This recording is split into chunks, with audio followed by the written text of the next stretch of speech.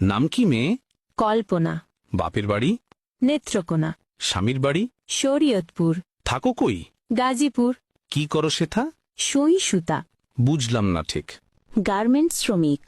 Office কটায়? সকাল 8টা। হলে দেরি? বলি সরি। ফেরার পালা? রাতের বেলা। বলো কি এটা? কখনো 12টা। এত দেরি? ওভারটাইম করি। ঘুমাও কখন? 2টা যখন। রান্নার সময়? যদি কবু হয়। কখন জুটে? ভোরে উঠে।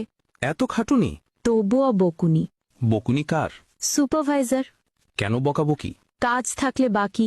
এত কড়া শাসন? চাকরিটাই এমন। হয় কি সহ্য? আছে ধৈর্য। হয় না লাজ? তবুও করি কাজ। কেন শুনি? কামাতে হবে মানি। মাসিক মাইনে? তেমন পাই না। সংসার চলে? গোলে মালে। বলোই কি? অভাবেই থাকি। অসুখ হলে কবু? কাজে যাই তবু। একদিন না গেলে? হাজিরা।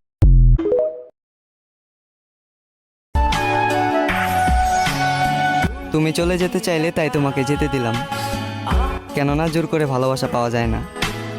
তবে তুমি আমাকে মাফ করে দিও, আমি তোমাকে ভুলতে পারবো না। সকালে কি খেয়েছি সেটা দুপুরে ভোলা যায়, তবে চিরচেনা সেই মুখ, মায়াবী কণ্ঠ কিভাবে ভোলা যায় সেটা আমার জানা নাই। হয়তো একটু কষ্ট হবে, তবে আমি তোমাকে সারা জীবন মনে রাখতে চাই।